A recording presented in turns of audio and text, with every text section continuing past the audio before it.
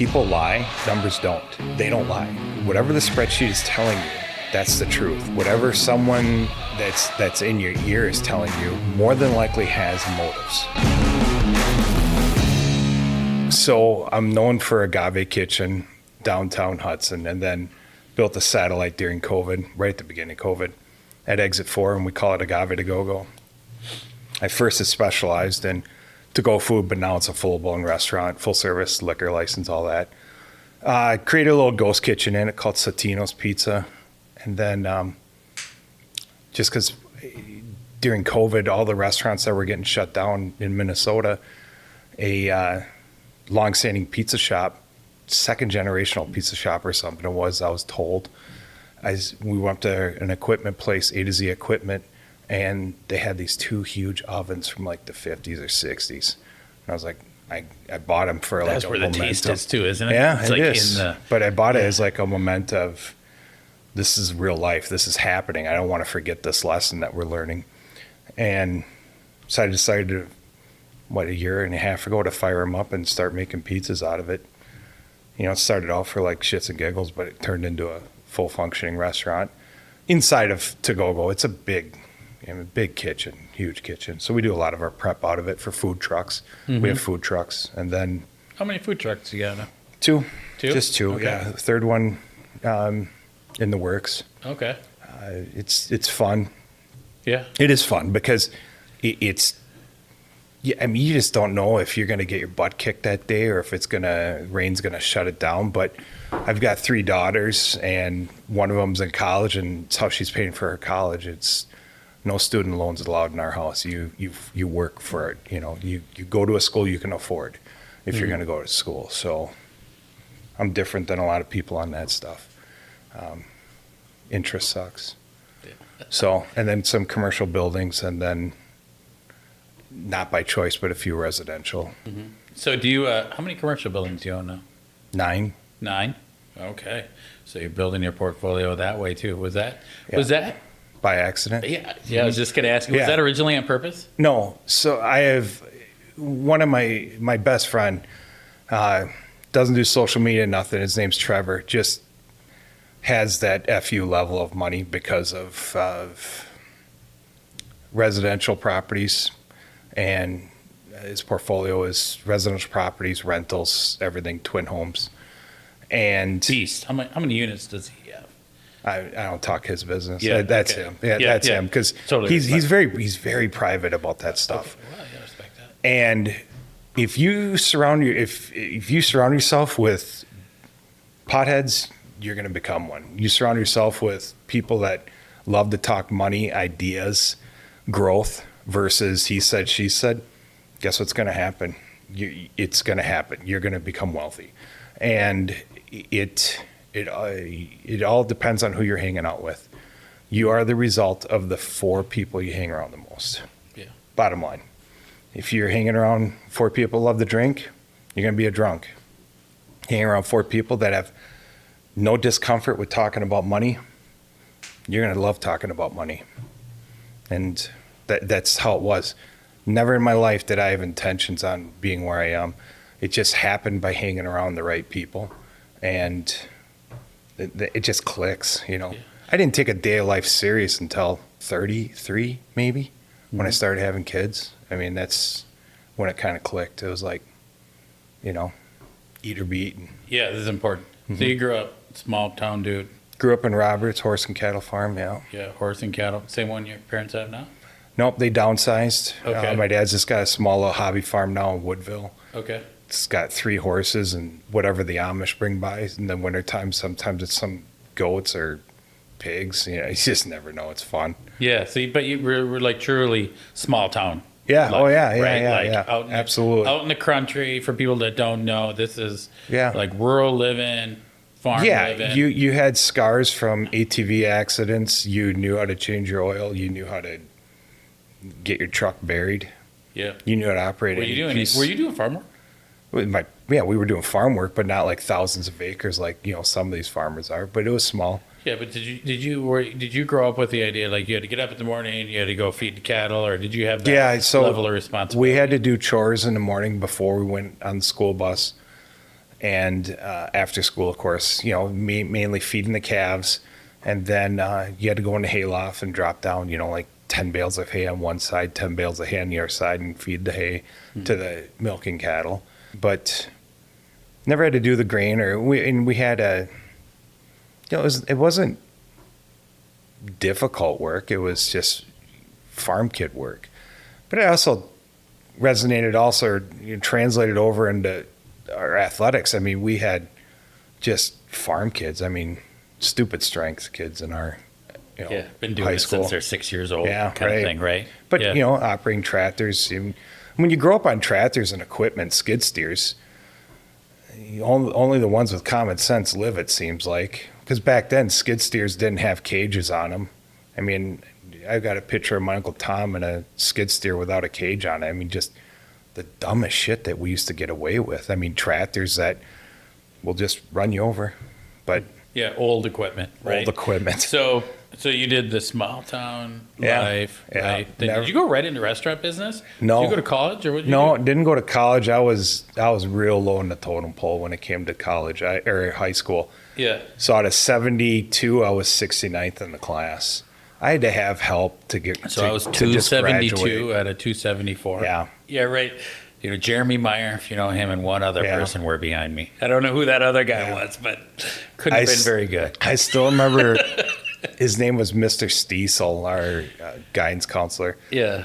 And he's like, "What do you want to do?" I go, I don't know. He goes, and he assumed I wanted to play football. And he's like, "You want to play football for some college?" I'm like, "Yeah." And he's like, "I don't know if I can get you in anywhere." So it was just basically community colleges, which was not going to happen for me. So he was building, right out of high school. You bounce around to factory jobs trying to find something that fits, and that is not me. And then I did some landscaping and retaining wall work, and I found enjoyment in that. But the magical moment was, I've always kind of been in the cars and doing stupid shit, and no drugs or alcohol related, just driving stupid. Mm-hmm. And got in a bad car accident, broke my arm in a bunch of places. Still have 2 plates and 12 screws in my arm to this day. And my sister bartended, and I couldn't do anything. So it was spring. She goes, "Come bartend with one arm." Started bartending, and didn't steal or do drugs or drink on the job. So other bartenders, other bar managers, other bar owners were like, "Come work here, come work here." So this is what I like about you, in my observation of you from the outside, is that you're in an industry that you've done everything in. Mm-hmm. So then it just, you know what it's like to be the guy, boots on the ground, Yeah, right? absolutely. And then you're in the industry, your real estate, not all of it, but it owns the businesses, right? Like, so Right. then it just makes sense. Everything you're doing is in your own little world that you're in, right? Because I've seen you step out of that and then step back into it. Yeah, the only successful restaurant owners I know own their property. Now, mind you, I know there's successful restaurants that rent, okay? I'm talking about the information I had, which was Hudson, right? That's where I was working. This is before Facebook, the internet was huge, so you couldn't just research, a 100-mile radius. You couldn't research, Mall of America was built. You couldn't research, what do people in Mall of America pay? I didn't have that education level. I didn't even have that. I had common sense. I was school bus smart, but not book smart at all. I mean, dumb as rocks, until things got real when I started to own something. The first 18 months of owning Agave, I'm telling you, if I would have had a bad week, I would have lost it all. Just because when it's twice as hard when you're, I don't want to say that we're dumb, because I've figured out, how to learn these things and how to learn, how the company works and how businesses work. Yeah. So people don't is Agave like a 3-4 million revenue company? Well, as a whole, 2023 was 4 million. So. Okay, so we're talking a big time restaurant. For people that are watching. It's a solid restaurant. This is a solid restaurant. Yeah. This is not you're just normal little local place. You got how many employees? 63 right now, because I just did payroll. Well, I just had payroll done. Yeah, so you're running 63 people. Yeah. Right, but when you started, from what I remember, you were the bartender. Absolutely. Yeah. Every you're, day. You're on 'Cause site that's what I manager, knew. bartender. Yeah. You did it all. Yeah, that's what I knew. I knew how to bartend, but I learned quickly that you can either run your business or be employed by your business. And I was being employed by it. I was bartending it. I wasn't paying attention to, I didn't have spreadsheets. I didn't have any of that stuff figured out yet. I didn't even know what 941 taxes were. Of course, I had, a CPA. He was not a CPA. He was a tax preparer, but he was doing payroll, but that's all I knew. I didn't even know that the difference between a CPA and a tax preparer back then. I do now, sharp as a tack about that stuff. But it's, when you go to the hospital for an ailment or something, you become an expert in that because the doctor tells you about it, and you don't know very many body parts, but you know the ones that you've had to get addressed. So that's the same way with businesses. When you fail at something and you learn about it, you focus on it. You become hyper-focused on it so you don't make that same mistake again. And when you pay attention to what you're doing and not everyone else, it gives you a lot of time to focus on your craft. Yeah. And that's what I was grateful for. Just all the mistakes I've had. I love that you went out and take chances, man. Yeah, you had to. There was only two choices. Yeah. Sink or swim. And I'm telling you, that's it. I mean, I didn't have a life insurance policy in case I got in a car accident. I had a life insurance policy in case I failed. So, Agave from the outside, it was another restaurant. Restaurant didn't work out, right? You had a different restaurant you were renting. Right? No, I was managing for Gary Zappa called Idaho Chucks. Oh, okay. So you did not own that. You were the manager there. GM, yeah. Okay, so you're the GM, and then you saw an opportunity because a restaurant closed, like many do. Yeah. Right? So he sold it to Cozy Corner, those guys. Okay. And the owner, Gary Zappa, was like, "You're just going to work for them." And I couldn't see that happening. Nothing against them. They're friends. But I couldn't see that happening. And then some big things happened at what was called Twisted Grill back then. Mm-hmm. And I called the owner, and he's like, "I just sold it." So then his name was Steve Warnken, a guy I've never met before, and went and had a meeting with him at the Exit 28 truck stop. And he's like, "Yeah, this ain't for me. I've been in it 90 days, and I hate it." So I bought his land contract, which was paid too much, in hindsight. But when you're desperate, you'll do about anything. So you're like, so real world for people, you're scraping up probably everything you got. I only had $3,000. This Steve Warnken guy, he got me the opportunity to get to where I am. Okay. And I rewarded him, but it's because loyalty can't be bought; it's rewarded. I mean, that's the truth. I mean, you can't pay someone enough money to to believe in you and to work for you, but the ones that do believe in you and work with you, you take care of them. You reward them. Yeah. It's the truth. Okay, this is the hard fought things that most people don't think about or realize. They don't realize that it's right? and that's the thing with a lot of entrepreneurs, and a lot of entrepreneurs can understand this. If it's not the last thing you're thinking of before you're going to bed, if it's not the thing you think of in the middle of the night when you got to take a piss or something, and the first thing you think of when you wake up, don't do it. You don't have it. It's not arrogance. It's just the truth. It is everything you think of. It's when you're brushing your teeth and you're thinking of other things, that's how it is. It's always in your mind, your business, not your net worth. You're not worried about that. You have people in place. You're not worried about legal because you have your lawyer. You're not worried about finances. You have your CPA and stuff. What you're worried about is you have to be green and growing, or you're going to be ripe and rotting. So you got to think of the next idea.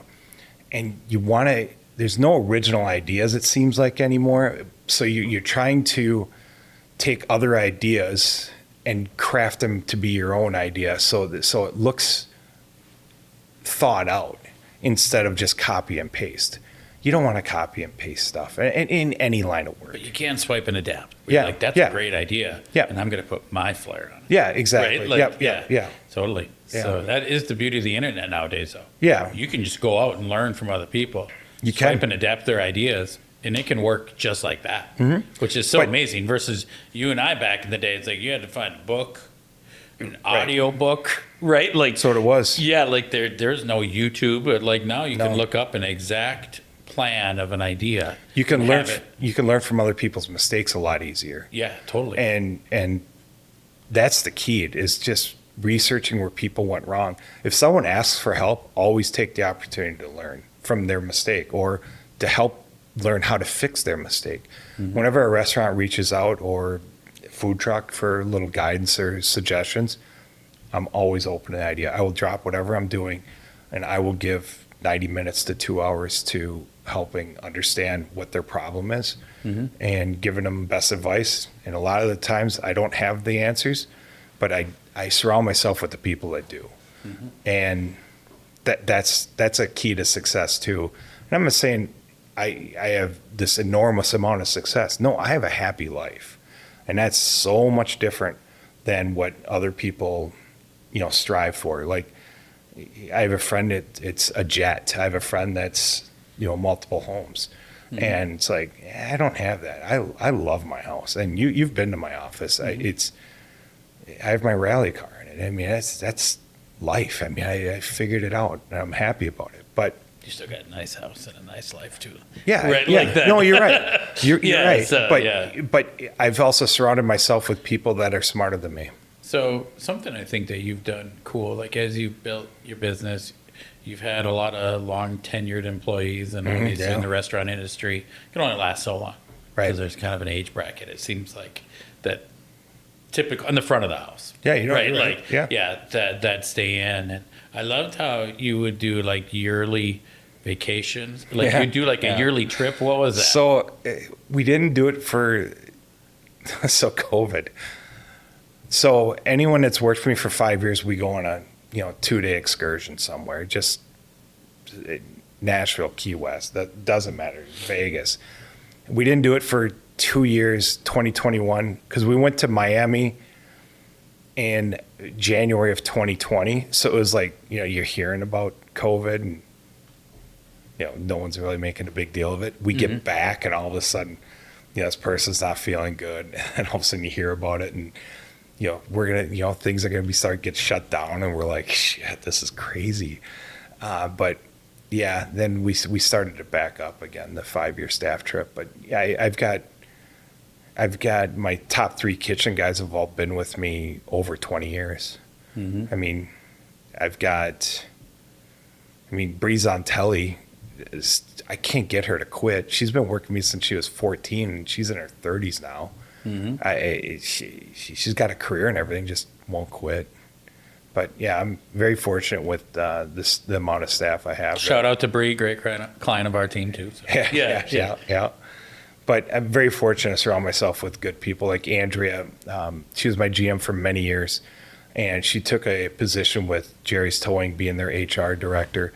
But she still, works a day or two, picks up here and there for the company. So when she's in the building, she knows everything. I still have a good rapport. So not everything goes the right way though. Oh yeah. Right. Do you want to talk about failures? I can talk about let's hear a good failures. failure from you. So I will tell you the biggest failure I've had. When you have a run of success, you feel like you need to get knocked down, right? Well, this happened to me. So I bought a building.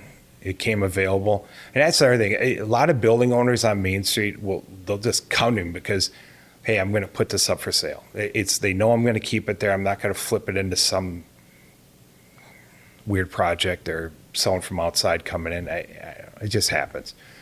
So this building came up for sale, bought it, and turned it into it was Cafe Nourish. Didn't take off very well. First of all, it was during COVID, so I mean, the materials, the building supplies, man, it took 2 years to get that building open. I bought it in 18, I believe it was. So you're just hemorrhaging carrying costs along. That part wasn't bad. It was there, but it wasn't. It was manageable. So I got an 18, 19, we started to build it out. 20 happened, where it was just like everyone shut down. 21 couldn't get anything, and then 22 it finally opened. I could be off on that, but I think it was 22 when we opened it, Cafe Nourish, and it went over like a fart in church. It just no one was there. Yeah. It was, the idea was good. I liked it. The build out's still beautiful. I still get a lot of comments on that, but it just wasn't, people weren't into it. So I've always got 2 or 3 ideas in my head. So then I switched it over to my Little Italy concept, which I'm telling you, there was, you put that restaurant anywhere else in the United States, it would be great. But because it was in the same town as city as Mama Maria's, that's all we heard. It's not and Mama Which Maria's also closed at the closed. same time. Mama Maria's closed. Yeah, so that was like a 25, 30-year staple of our community. Right, you're right. In an Italian community, right? Absolutely, So yep. then now you're like leveling it up to a whole nother level, Yep. and the owner passed away. Yeah, but it was on that downward spiral already to begin with. Okay. It was a classic supper club. It was just Yeah. the clientele's dying off. It's getting Sure. slower and quieter. No one So can that's deny the standard, right? Would For- you say that? that. For what, supper clubs? Or? No, like compared to Little Italy, when people were Yeah. going there? Yeah. Yeah. So then we open up Little Italy, and instantly it's not Mama Maria's. I mean, our shit was coming from Italy. I mean, we were as authentic as it could be. It's fact. Chef Nick came in and helped us make the champagne chicken. The same Chef Nick that worked 15 plus years at Mama Maria's was training our staff how to make the champagne chicken.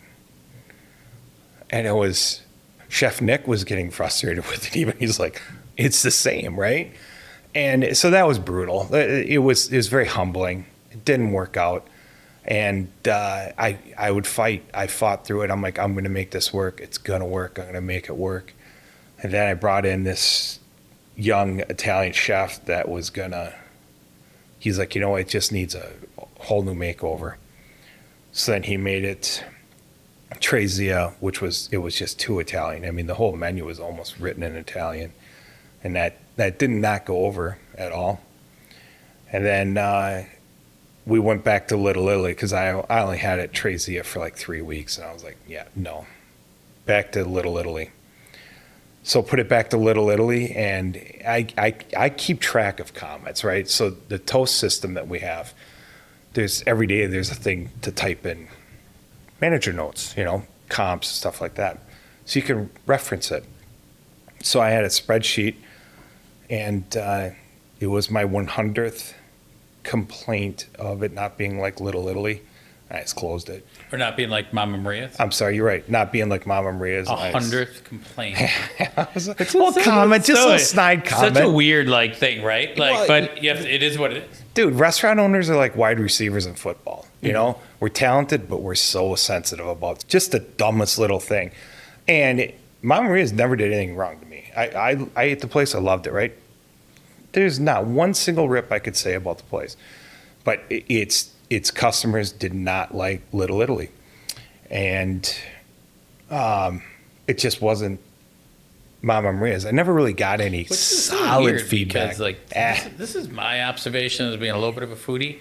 It's just another Italian place. Yeah, they all are. If people are going to one burger place in town, they go to another burger place in town, they don't ever say, well, you're not the other burger. It's just kind of a funny thing that my observation, it's like, oh, that's weird that they...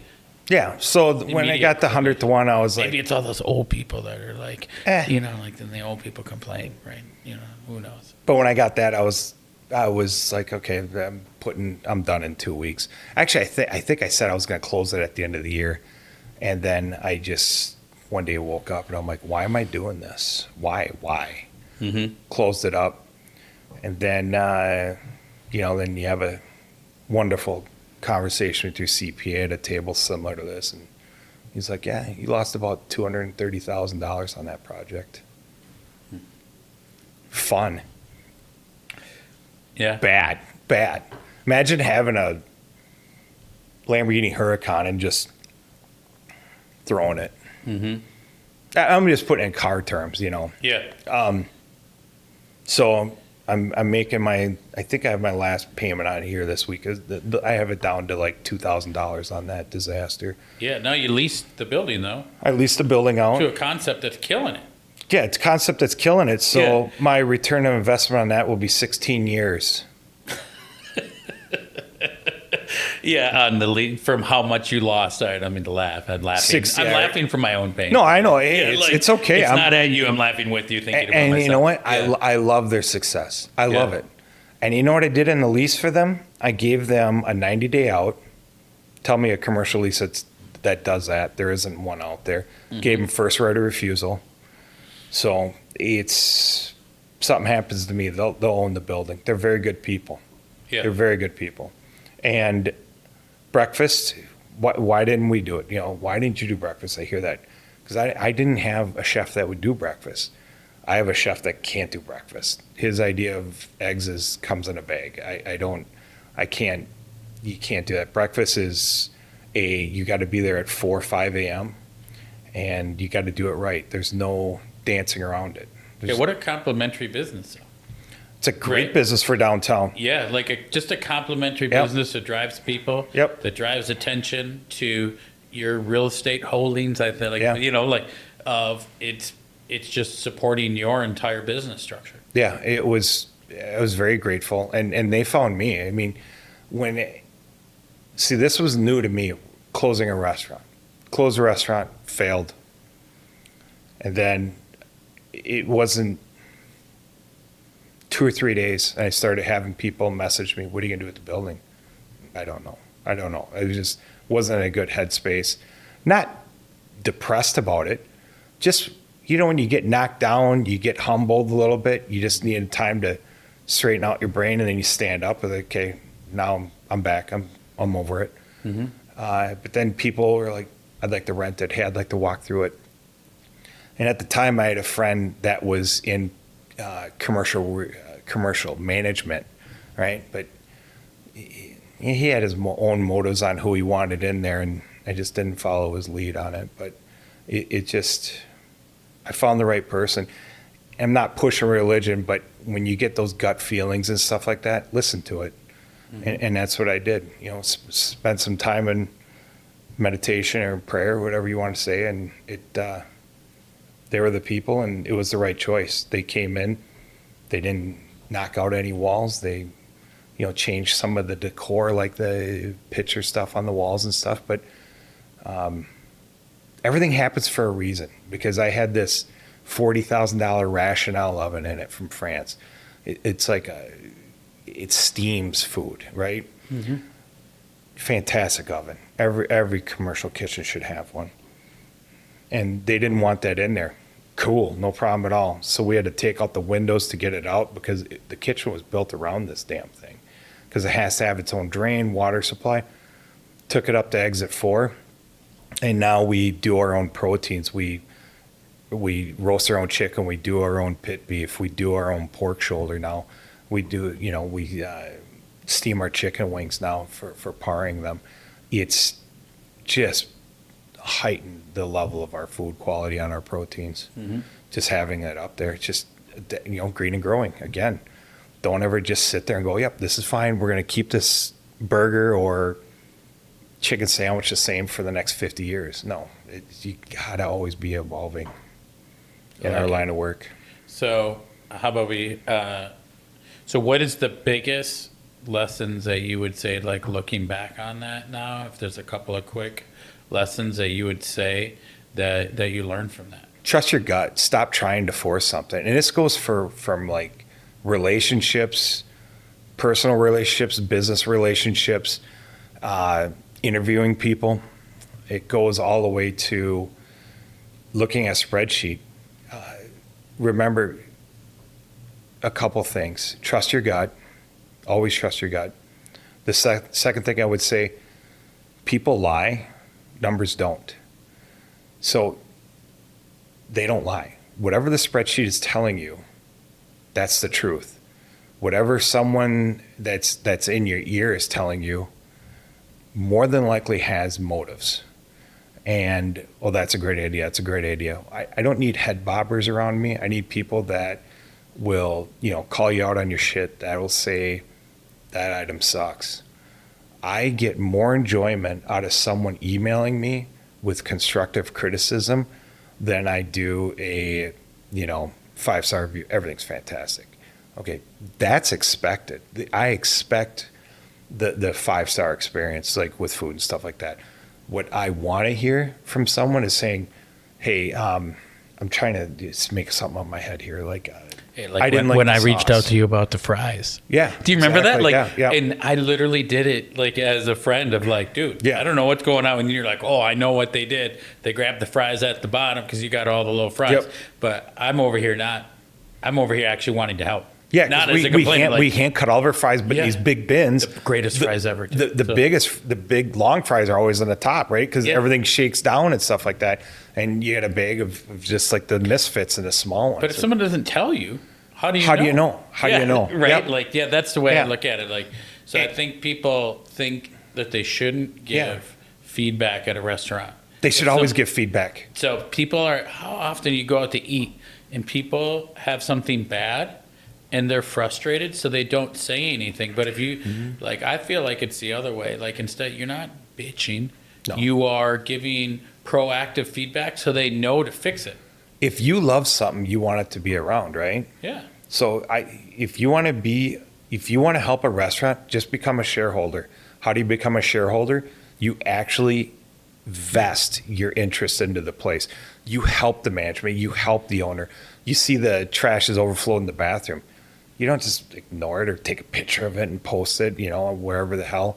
Yeah. You just tell your server, hey, go check out the bathroom. It's like a good friend versus a not close friend. The good friend, you're pulling them in saying, hey, man, you need, I want to help you. Or not, you're like, whatever, you can fail. But your good friend's like, no, we got to lift you up and help you. Yeah, my good friends, and I keep a very small, tight circle, but when Little Italy failed and I closed the doors on it, the amount of just trash talk, I mean, I'm getting emotional thinking about because it was funny. Just like, hey, I know times are tough. Here's a check. Here, you want you want to transfer your Excel energy bill to me? I'll help you out. Stuff like that. And they're just giving me shit about it. But it's still, it meant a lot. It meant a lot that your friends are going to harass you, and that's the way you want key guests at your restaurants to be too. You want them to just shoot you a text. And I put in every single folder my cell phone number. Every guest check has a, hey, if you have anything other than a 5-star experience, shoot me a text or an email. And I will. I'll get random texts. How often do you get texts? Tons. Like daily? I don't even have my notifications on my phone anymore because I'll designate time to look at it and then answer them. So it is daily. It is daily. Every night. Let's say it's one every day from a guest, from the guest checkbook. But you just can't there's no rhyme or reason to how many you get in a day, but it's definitely one. I'd say as much as 30. Oh, wow. But it's usually a picture, a selfie. Hey, we're here. Hey, we're helping keep the lights on. Yeah. A quick little like or a heart. Yeah. Stuff like that. People feel like they connect with you too. I try to tell them all the time, I appreciate you. I really appreciate this. And that's another thing. Sometimes they don't think it's you. Yeah. And it's like, so you make sure the message isn't generic so they know that it is you. But it's like the modern version of going to Mancini's over in St. Paul and the owners walking around and shaking your hand, right? Yeah. Like kind of the modern version of that. Yeah. And that's something that used to be big with restaurants, the table touching. Yeah. That's not a thing anymore. I don't believe it is. I wouldn't want someone come by and bugging me. Good managers also see when there's stale conversation at a table. You could tell, is the person watching a TV, are they looking at each other, talking to each other? Leave them alone.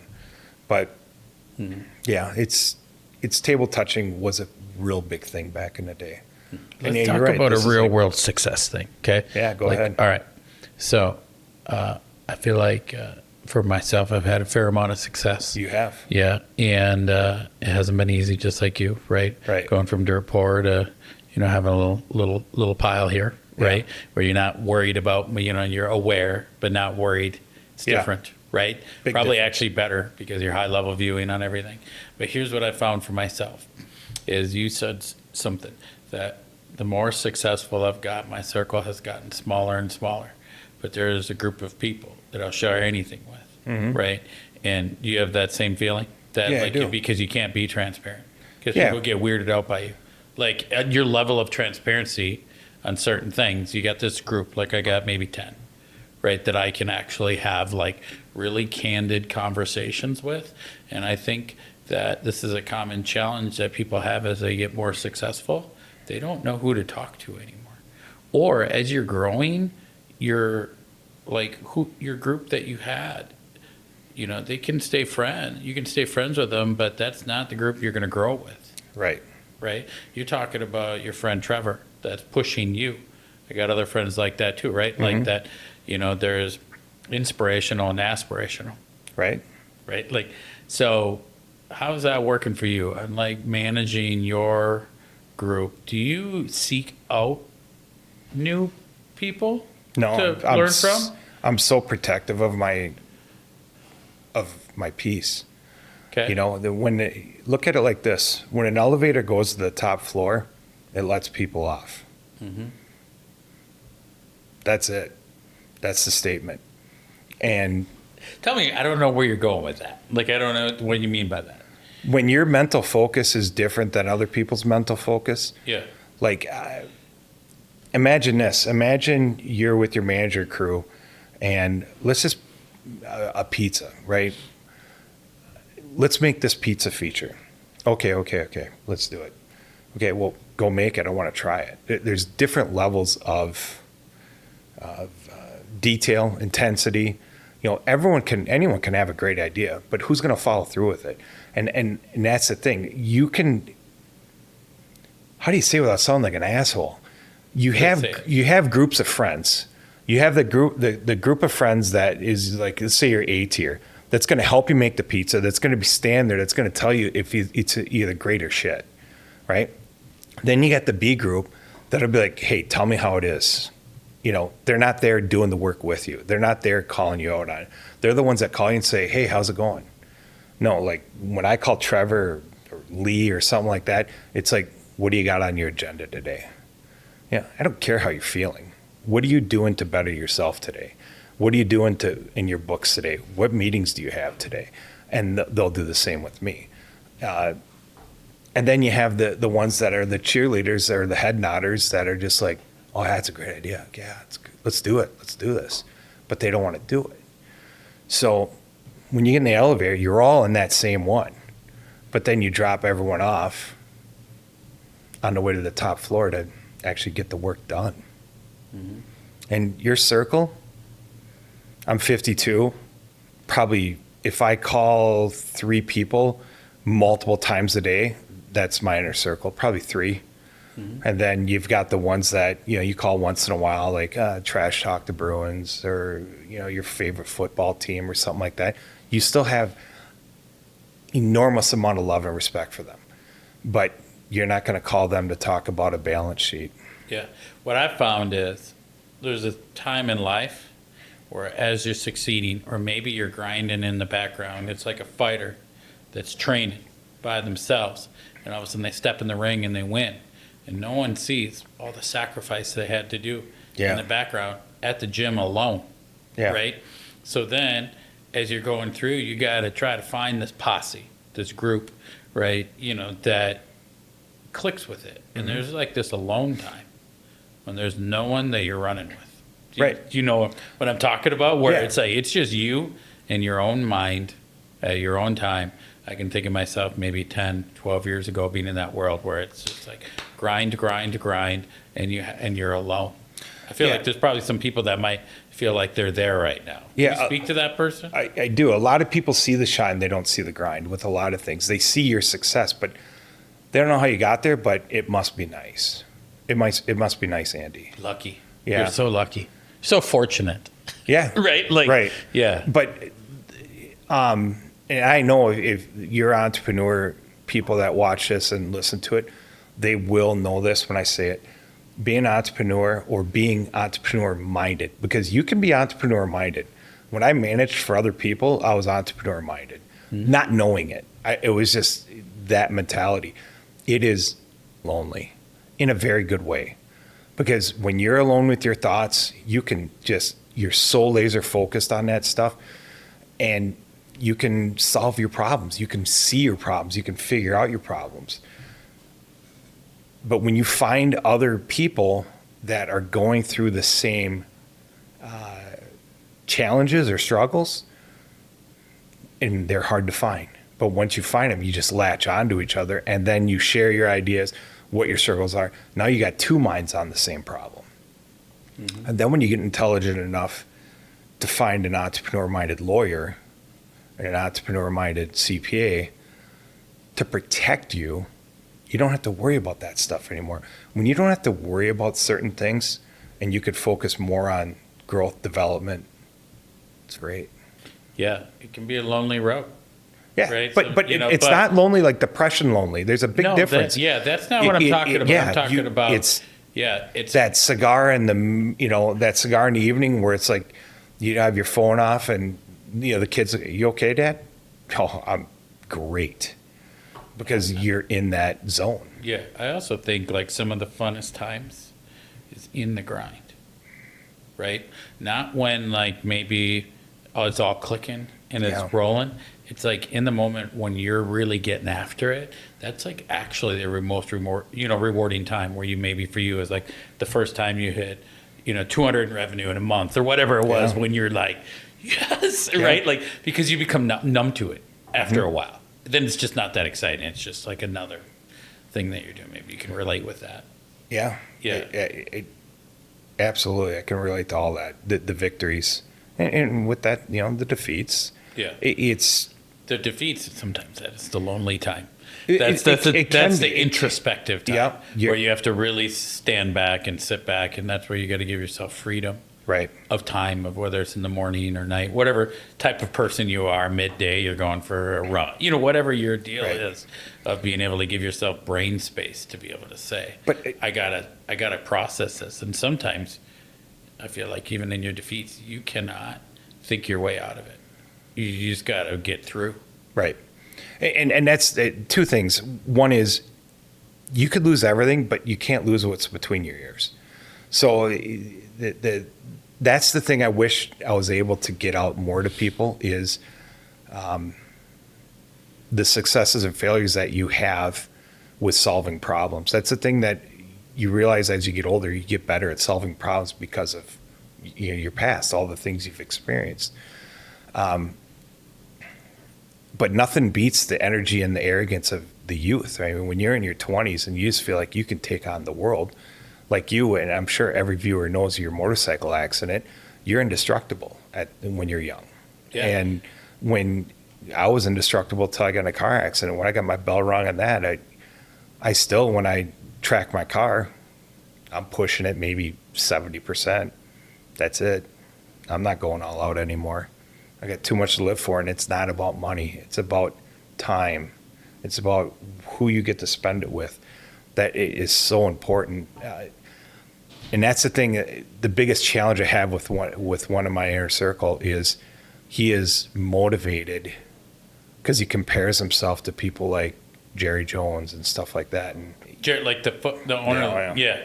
So then you can't do the that. caliber is so high. It's so high. And it doesn't need to be. It doesn't need to be. Version of yourself. When you talk about handicap, my grandma told me something right after my motorcycle accident. I lost my leg. That she was the one who caretook for me for 3 months when I got home from the hospital, and I couldn't really function. I was in a hospital bed. She was like my day-to-day caretaker. She said something that I remember forever because my grandpa was born with one hand, and so he was in the construction industry. He was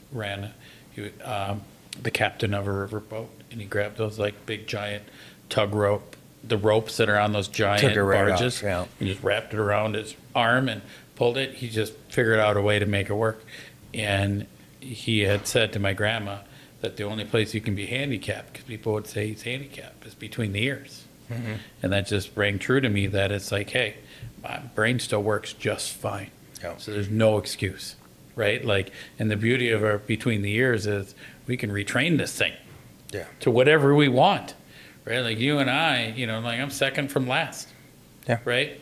You know, we've got a couple millionaires here talking about our life's pretty good. We could probably sell all of our shit and go off to the sunset if we really want to, but neither of us want to do that. No. But I'm second from last. You're third from last in school. Right. But then you can't listen to people. We're not stupid. We just didn't try.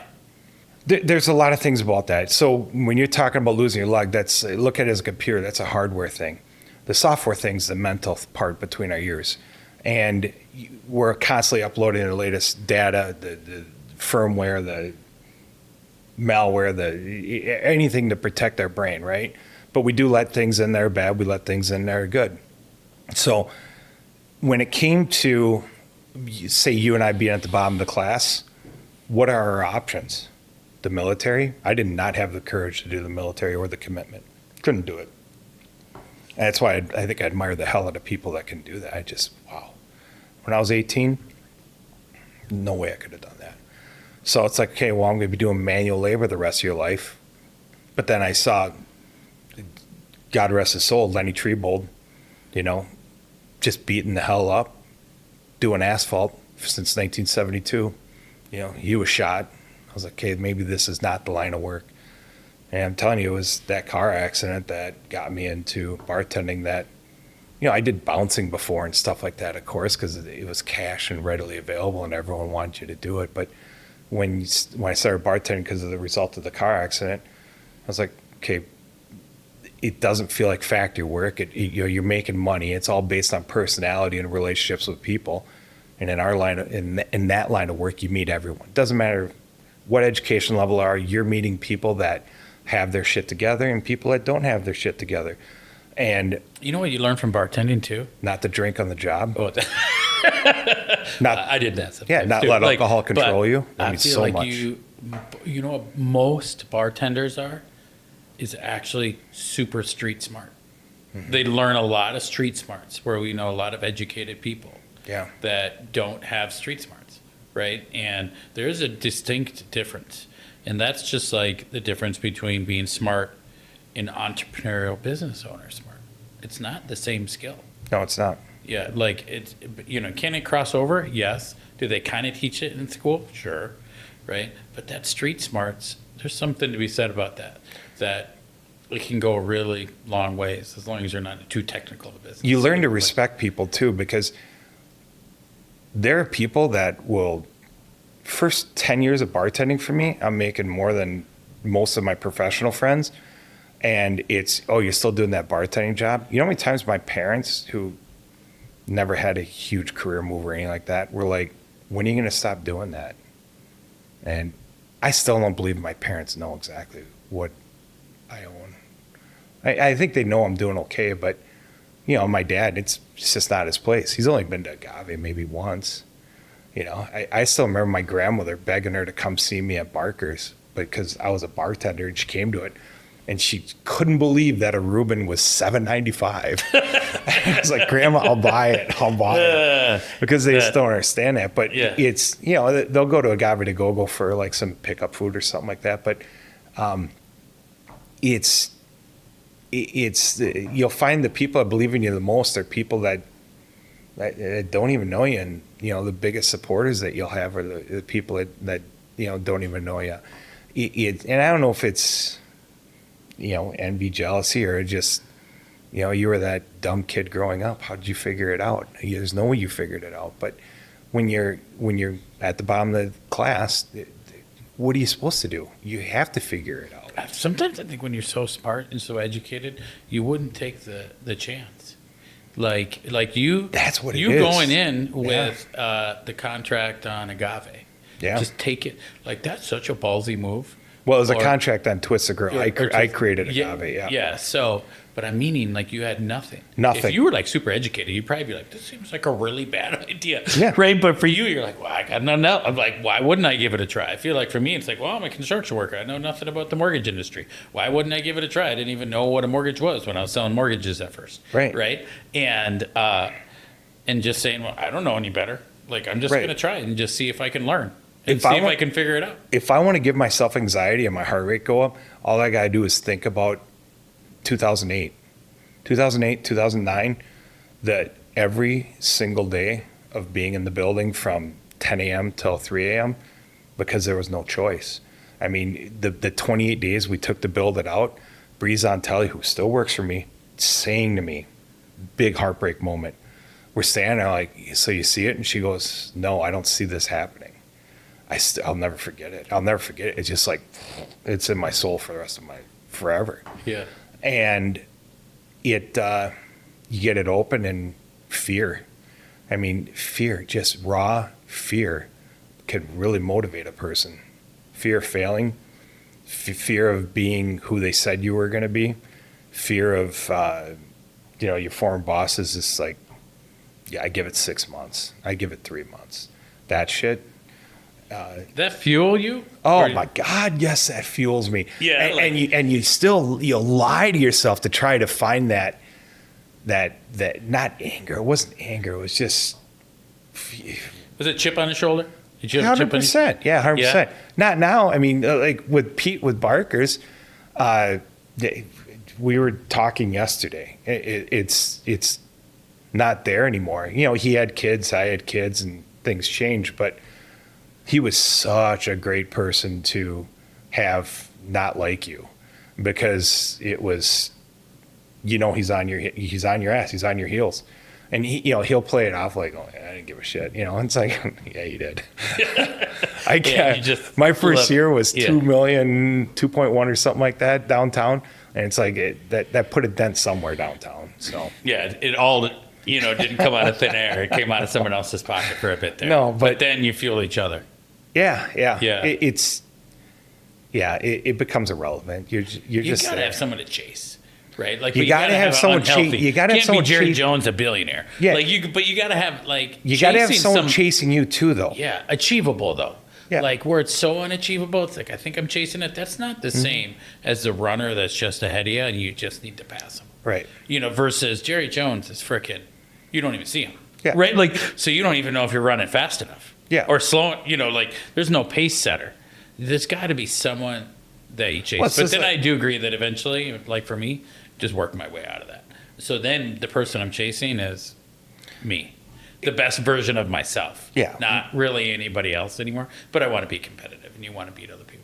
I agree 100%. It's like when you're tracking your car. It's you're not looking at the car 3, 4 in front of you. You're looking at the one right in front of you, and you're paying attention to the one right behind you, making sure that they're not getting squirrely or anything. But that's the way it is with life. Just, again, surround yourself with the right people. I feel like we could unpack a lot of different things here. Yeah. We're going in some different directions. Sorry about swearing. Yeah. Because I know you got professionals. I talk like a sailor, so that doesn't. I try to Yeah. keep it clean here too.